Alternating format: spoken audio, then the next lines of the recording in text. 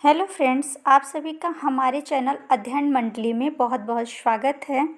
हिंदू धर्म के सभी देवी देवताओं से जुड़ी हुई रोचक कथाएं हम आप तक पहुंचाना चाहते हैं। आशा करते हैं कि आपको हमारी वीडियो पसंद आएगी, तो हमारी वीडियो को अंत तक ज़रूर देखें। फ्रेंड्स, आज की वीडियो में हम जानेंगे उड़ीसा के जगन्नाथपुरी मंदिर की कथा।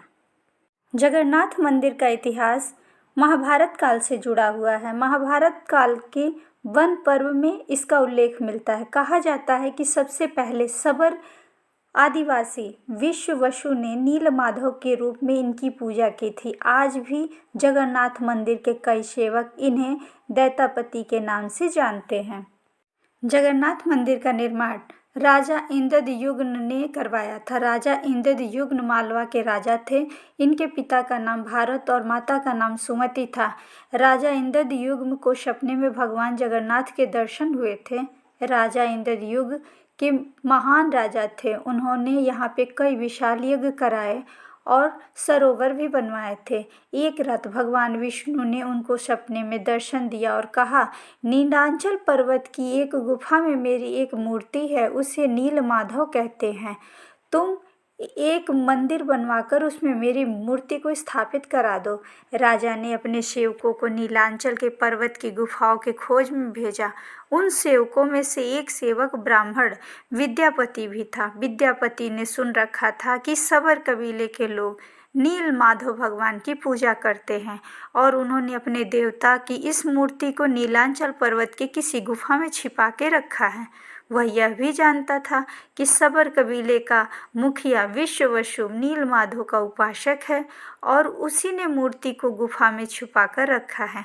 चतुर विद्यापति ने मुखिया की बेटी से विवाह कर दिया और वह अपनी पत्नी के जरिए नीलमाधव की गुफा तक पहुंचने में सफल हो गया। उसने मूर्ति चुरा ली और राजा को लाकर दे दी। विश्ववसु अपने आराध्य देव की मूर्ति चोरी हो जाने पर बहुत दुखी हुए। अपने भक्त को दुखी देखकर भगवान भी बहुत दुखी हुए।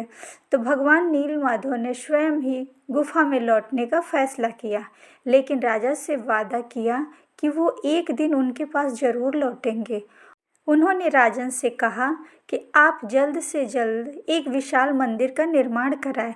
जब राजा ने मंदिर बनवा दिया और तब भगवान विष्णु से मंदिर में विराजमान होने के लिए कहा, तो भगवान ने कहा कि तुम मेरी मूर्ति बनाने के लिए समुद्र में तैर रहा पेड़ का एक बड़ा टुकड़ा लाओ, जो द्वारिका से समुद्र में तैरकर आ रहा है। राजा के सेवकों ने उस पेड़ के टुकड़े को खुद ढूंढ लिया, लेकिन सब मिलकर भी उस पेड़ के टुकड़े को हिला नहीं पाए।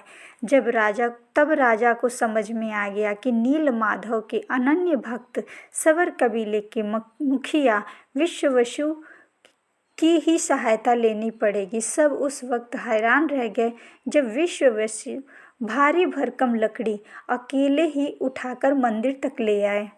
अब बारी थी लकड़ी से भगवान की मूर्ति गढ़ने की। राजा के कारीगरों ने लाख कोशिश कर ली, लेकिन कोई भी लकड़ी में एक छेनी तक नहीं लगा सका। तब जाके तीनों लोग के कुशल कारीगर भगवान विश्वकर्मा जी एक बूढ़े व्यक्ति का रूप धरकर आए। उन्होंने राजा से कहा कि वे नीलमाधव की मूर्ति बना सकते हैं, लेकिन उन्होंने शर्त भी रखी कि वे 21 दिन में मूर्ति बनाएंगे और अकेले में बनाएंगे। उन्हें मूर्ति बनाते कोई नहीं देख सकता। राजा ने उनकी शर्त मान ली। लोगों को आरी, छेनी, हथौड़ी की आवाज़ें आती रही। एक दिन राजा इंद्रद्युम्न की रानी गुडीचा अपने को रोक न पाई। वह दरवाजे के पास गई तो उसे कोई आवाज़ सुनाई नहीं दी। वह बहुत घबरा गई। उसे लगा कि बूढ़ा कारीगर मर तो नहीं गया। उसने राजा को इसकी सूचना दी। अंदर से कोई आवाज़ सुनाई नहीं दे रही थी। राजा को लगा कि कहीं कारीगर सच में तो नहीं मर गया। राजा सभी शर्तों को भूलकर राजा ने कमरे के दरवाजों को खोलने का आदेश दे दिया। जैसे ही कमरा का दरवाज़ा खोला गया, बूढ़ा व्यक्ति गायब था। उसमें 3 अधूरी मूर्तियाँ पड़ी थी। भगवान नीलमाधव और उनके भाई के छोटे छोटे हाथ बने थे, लेकिन उनकी टांगें नहीं बनी थी। जबकि सुभद्रा के हाथ पांव बनाए ही नहीं गए थे। राजा ने इसे भगवान की इच्छा मानकर इन्हीं अधूरी मूर्तियों को मंदिर में स्थापित करा दिया। तब से आज तक तीनों भाई बहन इसी रूप में मंदिर में विराजमान है। वर्तमान में जो मंदिर है वे 7वीं शताब्दी में बनाया गया था। इस मंदिर का निर्माण ईसा पूर्व से 2 वर्ष पहले ही हो चुका था। यहाँ पर स्थित मंदिर 3 बार टूट चुका है। 1174 ईस्वी में उड़ीसा के शासक अनंग भीमदेव ने इसका पुनः निर्माण करवाया था। मंदिर परिसर के आसपास 30 छोटे बड़े मंदिर हैं। पुराणों के अनुसार नीलगिरी में पुरुषोत्तम हरि का भी पूजा की जाती है। इन्हें भगवान राम का रूप मानते हैं। सबसे प्राचीन मत्स्य पुराण में लिखा है कि पुरुषोत्तम क्षेत्र की देवी विमला हैं और यहाँ उनकी पूजा होती है। रामायण के उत्तराखंड में के अनुसार भगवान राम ने रावण के भाई विभीषण को अपने इक्ष्वाकु वंश के कुल देवता भगवान जगन्नाथ की आराधना करने के लिए कहा था। आज भी पुरी में श्री मंदिर में विभीषण की वंदना की परंपरा कायम है। स्कंद पुराण के अनुसार जगन्नाथपुरी धाम शंख के आकार का है और यह 5 कोस मतलब 16 किलोमीटर के क्षेत्र में फैला हुआ है। 2 कोस क्षेत्र समुद्र में डूब चुका है। इस क्षेत्र का उदर भाग समुद्र में है। सिर वाला हिस्सा पश्चिम दिशा में इसका रक्षा महादेव करते हैं। शंख के दूसरे घेरे में शिव का दूसरा रूप ब्रह्म कपाल मोचन मंदिर विराजमान है।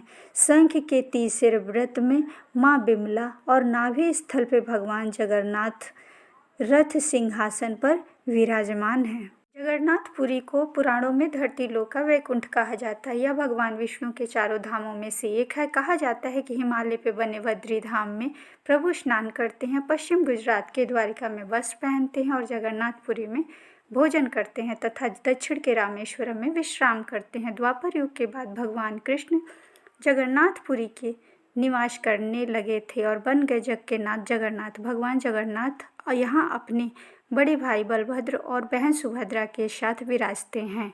ब्रह्म पुराण और स्कंद पुराण के अनुसार यहाँ भगवान विष्णु पुरुषोत्तम नील माधव के रूप में अवतरित हुए और सवर जनजाति के परम पूज्य देवता बन गए।